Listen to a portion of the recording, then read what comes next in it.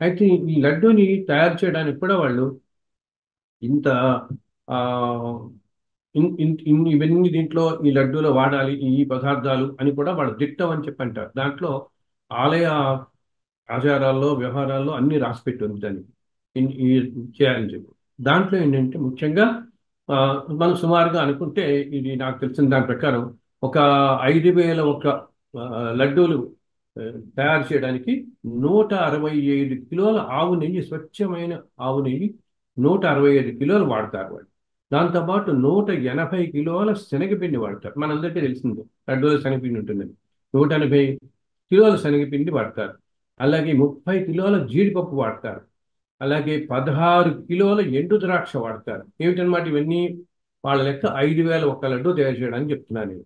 16 కిలోల జీడిపప్పు వాడతారు, 8 కిలోల కలకండ వాడతారు, అలాగే 4 కిలోల యాలకులు వాడతారు. ఇవన్నిటితో కూడా వీటన్నిటితో ఈ లడ్డూలు తయారు చేయబడతాయి. సాధారణంగా సుమారుగా ఒక్కొక్క లడ్డు ఆ, బరువు వచ్చేసి 175 గ్రాములు ఉంటుంది మనకి. అయితే ఏమవుతుంది, ఎప్పటి నుంచో కూడా నేను ఇందాక చెబుతున్నట్టుగా మీరు ఈ ఈ ఈ పదార్థాలతో ఇవన్నీ కూడా మీరు ఎక్కడన్నా, ఇవన్నీ ఇప్పుడు తెలిసినవే కదా అనుకుంటాం మనం. పదార్థాలతో ఎక్కడన్నా ఇదే లడ్డు చేయండి, ఇదే లడ్డు తిరుమలలో స్వామివారి దగ్గర చేసి స్వామివారికి నివేదించి తీసుకోండి. ఆ తేడా మీకు ఎంతో స్పష్టంగా కనిపిస్తుంది. స్వామికి నివేదించిన వంటి నివేదనలో ఆ లడ్డూకి ఎక్కడ లేని విశిష్టత, ఎక్కడ లేని శక్తి చేరుకుంటుంది అనమాట దాంట్లో. అందుకనే మనకి ఇంత పవిత్రం ఆ లడ్డు రుచి. మనకి చూడండి ఎక్కడా రాదు. ఇప్పుడు ఇవన్నీ కూడా ఈ దినుసులన్నీ అందరికి తెలిసినవే. వీటితో మీరు ఎక్కడైనా చేయొచ్చు. ఎన్నో ఆలయాల్లో అప్పుడప్పుడు మనం చూస్తూ ఉంటాం. తిరుమల ఆలయం లాగా లడ్డూలు చేసి మన బ్రహ్మోత్సవాల ఆలయాల్లో మన పాన్ లిస్ట్లో ఉండే చోట ఇస్తుంటారు. అయినప్పటికీ మనకి తిరుమల ఆలయంలో వచ్చే ఆలయంలో లడ్డూలో ఉండేటటువంటి ఆ రుచి కానీ, అసలు అవి తీసుకున్నప్పుడు మనకి కలిగే ఉత్తేజం కానీ, ఆ ఎంతో తేజస్సు కానీ, మనకి ఆ అనుభూతి, ఒక దివ్యమైన ఎంతో బ్రహ్మాండమైన అనుభూతి కానీ మనకి వేరే చోట కలగదు. ఎందుకంటే తిరుమల ఆలయంలో, తిరుమల అంటే ఏంటి, సాక్షాత్తు ఈ పురుషోత్తముడు, ఈ సృష్టి మొత్తానికి కారణభూతుడైనటువంటి శ్రీ మహావిష్ణువే మనందరినీ కలియుగంలో కాపాడడానికి, ఈ కష్టాల నుంచి మనం బయటపడడానికి తీసుకొచ్చిన స్వామివారు అనమాట. మన దిగి వచ్చాడు, భూలోకానికి దిగి వచ్చి మనందరి కోసం.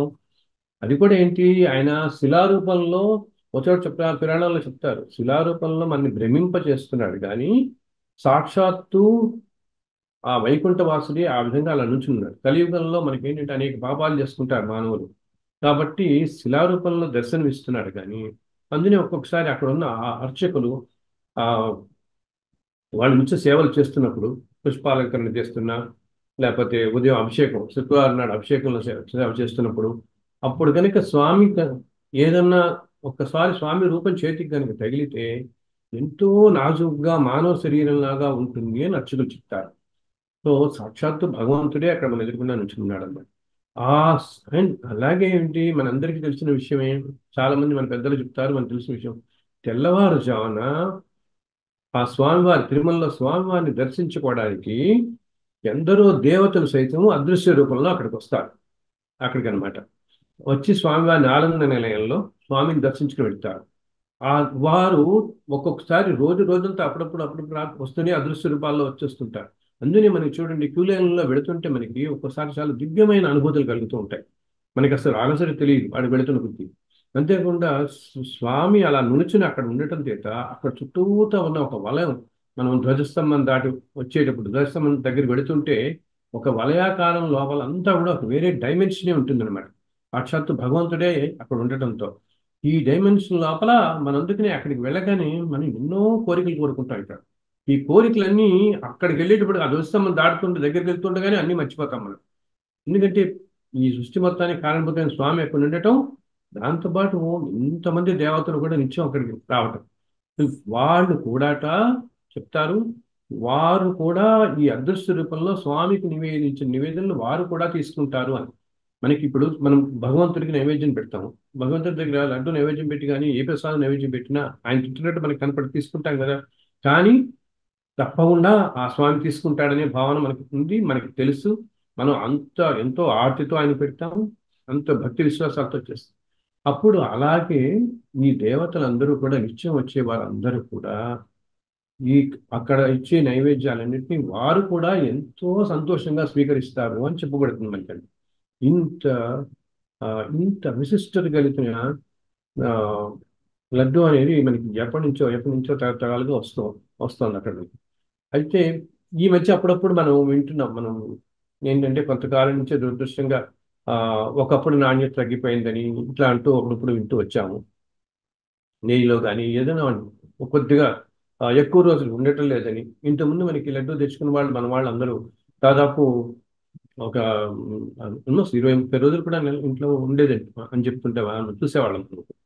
కానీ ఈ రోజుల్లో ఏంటంటే 4-5 రోజులు కూడా ఉండట్లేదు ఒక్కోసారి లడ్డు అది చెప్తున్నారు మన వాళ్ళు. ఇది చాలా కాలం నుంచి చూస్తున్నాం మనం. నాణ్యత కొంచెం లోపించిందని దేవస్థానం వారు లడ్డూకి నేను వింటున్నది ప్రతి సంవత్సరం ఒక 200 నుంచి 250 కోట్లు ఖర్చు పెడతారు వాళ్ళు దేవస్థానం.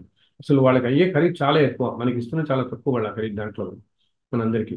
ఎంత అసలు ఆ, కొంతమంది చెప్తారు వాళ్ళకి ఒక్కోసారి ఎటువంటి అనారోగ్యంలో ఉన్నా, ఏ జ్వరం ఏదైనా ఉన్నా ఆ రోజే తిరుమల ప్రసాదం దొరికిందండి, మాకు లడ్డు వచ్చిందండి ఇంటికి, ఆ లడ్డు నోట్లో వేసుకోగానే మాకు జ్వరం తగ్గిందని. ఇవన్నీ విశ్వాసాలతో కూడుకున్నవన్నమాట. ఇంత విశిష్టమైనటువంటి లడ్డు.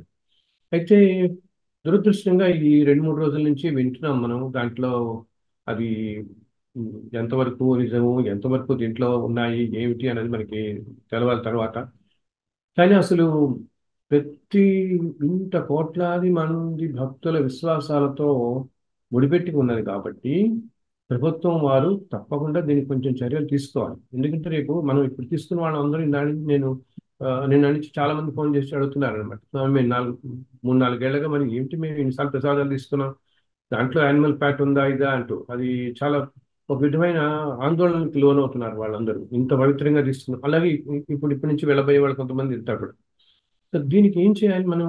మనం ఏదో ఆ, ఒక- ఎవరిని ఇలాగ వీళ్ళని బ్లేమ్ చేయటం, వాళ్ళని బ్లేమ్ చేయటం ఇవన్నీ ఒక ఎత్తు అయితే, ముందర మీరు భక్తుల్లో ఈ విశ్వాసాన్ని మళ్ళీ తీసుకురండి. లేదు ఇక్కడ అన్ని చక్కగా జరుగుతున్నాయి చేస్తున్నామని. సో ఇది ఒకవేళ ఈ రిపోర్ట్స్ లో మేము చెప్పినట్టు ఇలా వచ్చినట్టు ఉంటే మనం ముందు చేయాల్సిన పని ఏమిటి? అసలు అది నిజంగా ఇది కనుక జరిగి ఉంటే చాలా పెద్ద అపచారం. ఇందా నేను చెప్తున్నట్టు స్వామివారికి నేను అప్పుడప్పుడు వింటున్నాం ఆలయంలో ఏమిటి కొన్ని సేవల్లో టైం తగ్గించేస్తున్నారు, టైం కరోనా టైంకి అవ్వట్లేదు, కొంచెం తొందరగా హడావిడి చేస్తున్న మమ్మల్ని పెడుతున్నారు అనుకుంటాం, వింటున్నాం కొన్ని. ఆ మధ్య నేను విన్నాను తిరుప్పావడ సేవని గురువారం గురువారం తిరుమల ఆలయంలో చేస్తారు. అది తరతరాలుగా అనాదిగా వస్తున్న సేవ అక్కడ. ఎప్పటి నుంచో మనకి ఎన్నో వారం ప్రతిరోజు ఒక సేవ. సోమవారం విశేష పూజని, ఇలా రోజు ఒక్కో అష్టదళ పద్మరాధన, మంగళవారం బుధవారం సహస్రకలశ అభిషేకం, గురువారం నాడు తిరుప్పావడ సేవ అని స్వామి ఎంతో గొప్ప శక్తివంతుడైన మూర్తి కాబట్టి ఎదురకుండా స్వామి కనపడేలాగా ఇంత పులిహార పోసి అన్నశాంతిలకి సంకేతంగా నైవేద్యం ఇస్తారండి. శుక్రవారం నాడు మనందరికీ తెలిసింది ఎంతో విశిష్టకరమైన అభిషేకం. అయితే నేను విన్నది ఆ మధ్య కింద సంవత్సరం ఎప్పుడు కొంతకాలం పాటు 2-3 నెలలు ఈ తిరుప్పావడ కూడా సేవ అక్కడ ఆపేయడం జరిగింది అని విన్నాను. అది ఎంతవరకు నిజమో నాకు తెలియదు.